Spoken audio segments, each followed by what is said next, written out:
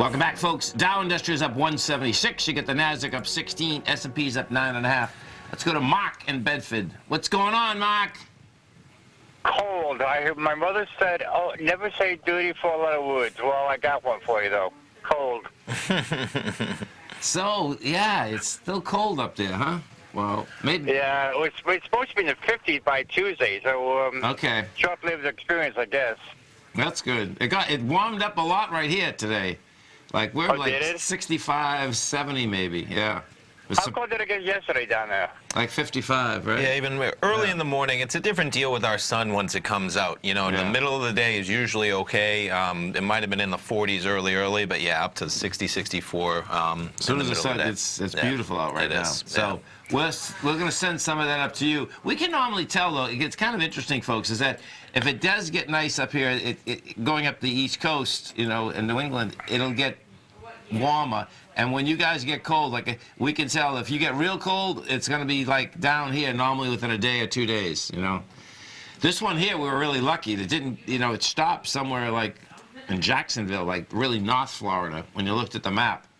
Something was keeping that real frigid air, you know, out of the middle and lower part of Florida, though. So. Well, here's a $64,000 question. You had talked earlier about Tuesday being the day that you would maybe see the indexes would go down. But do you think that is there any chance, I guess, is there any chance of this thing going on beyond Tuesday? Is that we may have a longer run than this? Because I remember a couple of weeks ago, beginning of the month, beginning of January, you were thinking that we would start to come down then. And we've obviously done everything to the upside. Well, where you're at is this, is that what I want to see now, we had volume come in yesterday, so I want to see it get over that, which we have. I want to see an expansion, a contraction of volume. If we don't get the contraction of volume, man, this thing will just keep going higher. We get the contraction of volume, you know, my take is that you're going to be, you know, at 2784,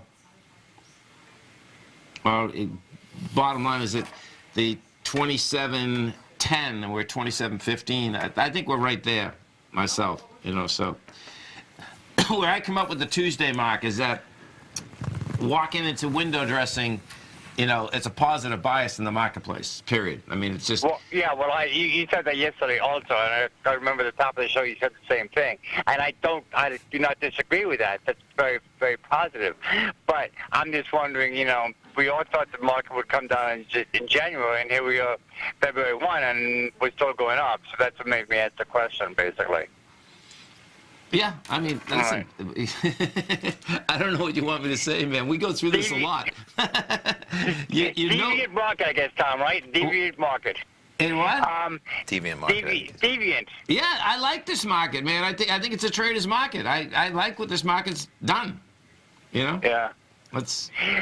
Hey, you have to remember that you got two marks from Massachusetts. There's a guy who called you on Monday or Tuesday, another mark from Massachusetts. He was trading the Nugget. I remember that. He's actually, that's right. The second time they had him on, they put him from Mass. He's actually from New Hampshire, though.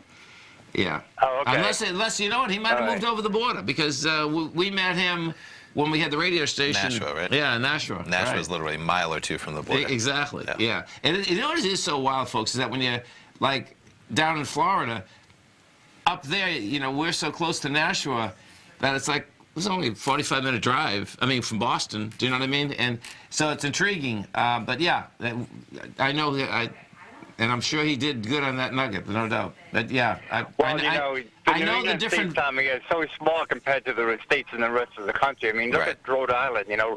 Rhode Island is like the postage stamp size compared to some of the other states. It is. Even Florida, man, we talked about yesterday, it takes a good 5 hours, 6 hours just to get up to Georgia. Oh, I know. When you're still in the state, driving, Yeah. Well, how long does it go from Miami to Jacksonville? That's almost three-quarters of a day ride. That'd be a good 5 hours. Maybe not three-quarters, but of a day, but it's a long haul. Yeah. Miami's a lot further south than we are, and so that's a haul for sure. Yeah. Yeah. So if you drive Miami to Jacksonville or Jacksonville to Miami, that's quick. It is. That's probably a good 6, 7 hours. Well, but yeah, it's a good haul. Yeah. Going across the state's Tom, a big one. Tom, and speaking of the Nugget, Larry Pesavento on his show, as he was closing, made a reference to thought that gold might have a small correction here. Do you agree with that?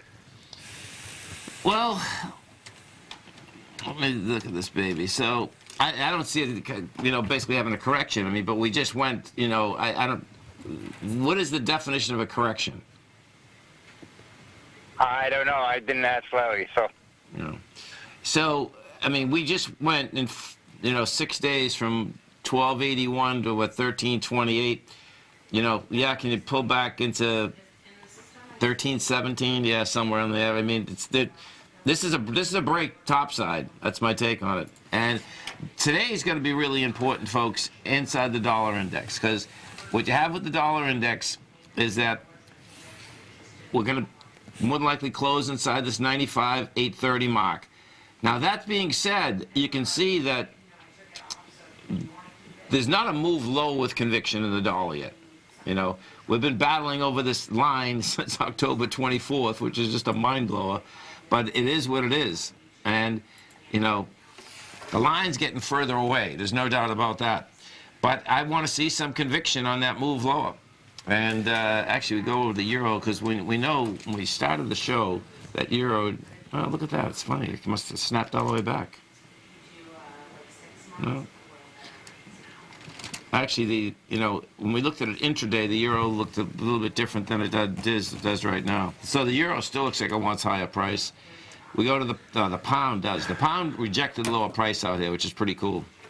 So if that dollar stays down, bottom line is that metals are going to go higher. We know. Well, the whole pound thing is driven by Brexit. What's that going to do? That's a big $75,000 question in England, really. And we went from $64,000 question to what's going to happen between Ireland and Northern Ireland. That's a big issue over there, and rightfully so. So sure. Well, that's a $65,000 question, I think. This is what they did get straightened out today, though. This is important to wrap your head around. They got straightened out the aspect as to how money is going to flow over the borders, and that they got a deal on that now.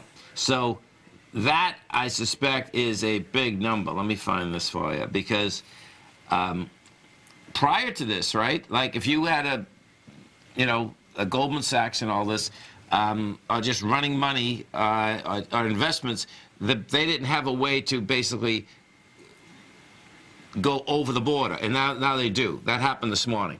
So that's a separate deal. But, those banks got it together. That's the real bottom line. So no matter what happens, they could have a hard Brexit, and that's not going to stop money flowing over those borders. That was done, looked like it was done a couple hours ago, And the market didn't really move that much.